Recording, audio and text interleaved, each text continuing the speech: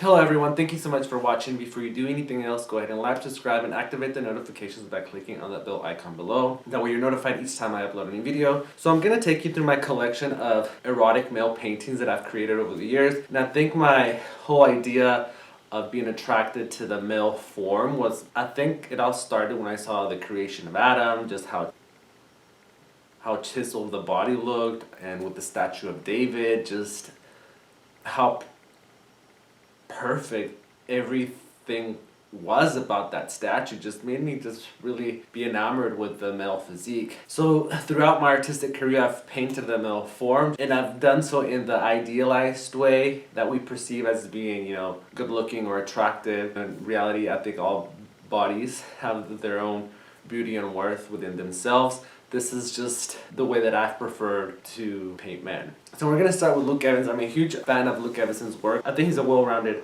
artist, and I chose to portray him on the beach. I forget where he was. I think he's in Saint-Tropez. But I got this idea from a photograph I saw online.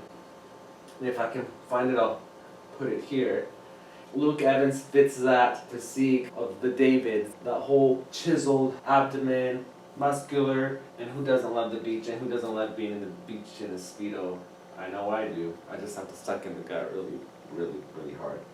But this one is one that I've never signed because I don't think I feel like it's finished. Like, I look at it sometimes and I'm content with it, and there are other times when I look at it I'm like, okay, this needs a little work here, more work there. I don't know if I will ever paint on it again. Who's to know? I do have a video on my YouTube channel where I do show you the process of painting him, but as of right now, he's one of the few paintings that I have that is not signed because I don't know if it's completed or not. Now this right here is, it says I painted in the year 2018, but that's not correct because sometimes I change the year, because sometimes when you submit paintings for art shows, they require that the paintings be painted within a certain range of years, and sometimes I switch the year just so it meets a requirement. So this one I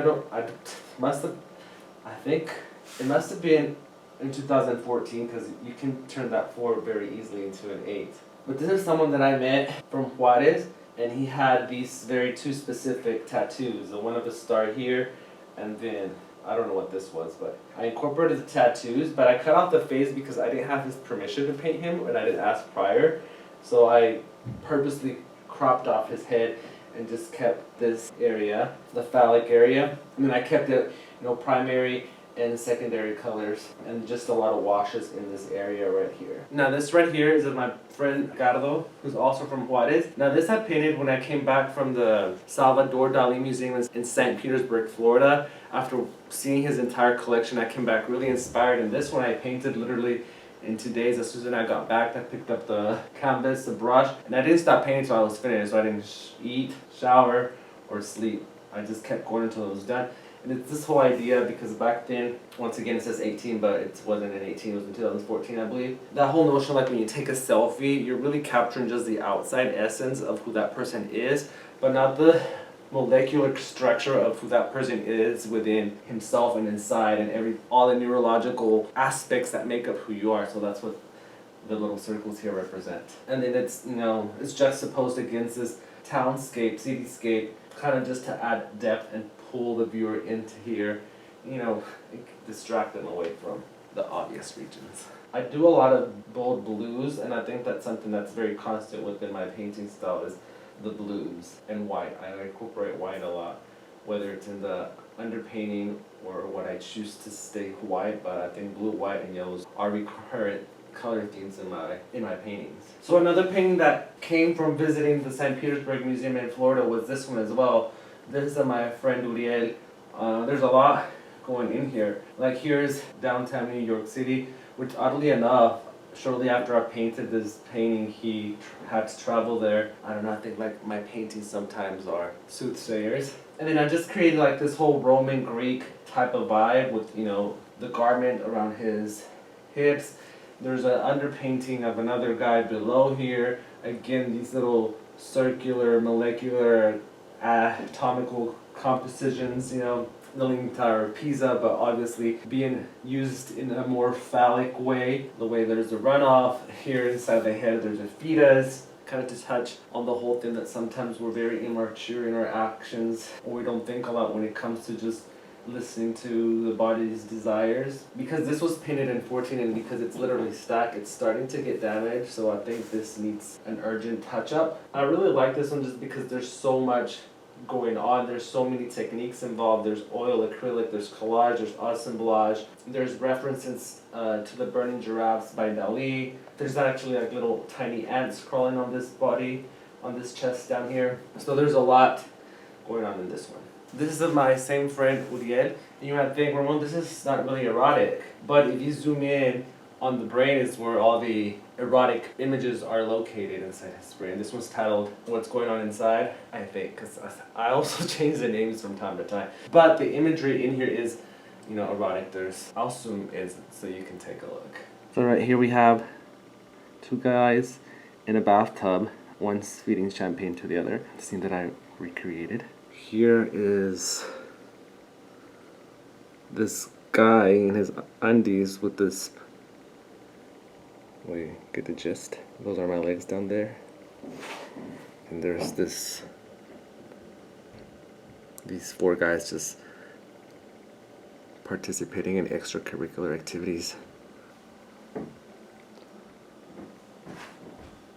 So this is also one that's not signed. This is also a collaboration that I did with an artist whose work I used to follow back in the day. The background is what he had, and then as a painting exercise I was doing this, and I was trying to recreate the feel that El Greco had with his paintings and the elongated limbs. I'll show you an image here, but then I changed the color palette, and then the artist who I did this with, he did the hands and the feet, which is something that I still struggle with a lot, our hands and feet. And also I think if I'm gonna rework something in this, I think this area needs to be reworked, and I think also the sky.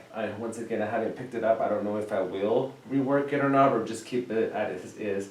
But because of that, it's not signed. This one I did in my college years, and this one is in a dire need of a touch-up, just because it's like scratch, you know, because it's like stored. But this is inspired by the work of Francis Bacon. I'm a huge Francis Bacon fan. I will leave you an image of his work here. And this again is, you know, a gay couple, but their faces are removed from because they want to retain their anonymity, and they don't want to be caught in the act. So this is a little bit forbidden, a little bit, maybe I've not come out of the closet yet, maybe I'm not ready to accept who I am, or maybe I'm having extramarital affairs when in reality they're both married. You know, whatever the case may be, they want their identities hidden from the viewer, and that's what I wanted to create with this piece. This one was too big for the easel, so I put it on the wall. This one's also back from my college years. The painting, not the text, I think I had it last year, but again, inspired by the work of Francis Bacon. And I feel like this is a phrase that everybody has said at least once or twice when they're involved in these kind of activities. So I just took some gesso and then just added the letters and let them drip, I guess, to recreate what that would look like. Also, this one needs a touch up around the edges as well. This one I do have hanging up in my bedroom. I feel it's like an adequate bedroom painting. So now, because I'm running out of space, I am going to a very small painting scale size, which was something that I never enjoyed doing just because I think it's easier and there's more liberty in your brushstrokes, and just creating is a lot more fun when the scale is bigger. This is more restricted and confined and a little bit tedious, but I literally have no more space to paint on a larger scale, so this is what I'm doing now. I just finished this one yesterday, and this is like towards where I'm heading. I'm keeping a white aesthetic. I'm maybe not keeping the identity of the persons, of the guys that I'm painting. That's it for today's video. Let me know what you think about the painting. If you're interested in any of these pieces, and if you're local to the Austin area, then by all means, I would love for these paintings to find a home. Also follow me on Instagram so you can see what I'm up to artistically. And that's it for today's video. I hope you enjoyed the video. Please buy local art. Please buy from artists. Don't buy paintings that everybody has. Try to make your home a cool place where people can look at original pieces, original art, and think it's very cool when I go to people's homes and they have one-of-a-kind art pieces. I mean, it's been a conversation starter, so always remember to buy original art. That's it for right now, and until next time. Adios y bye.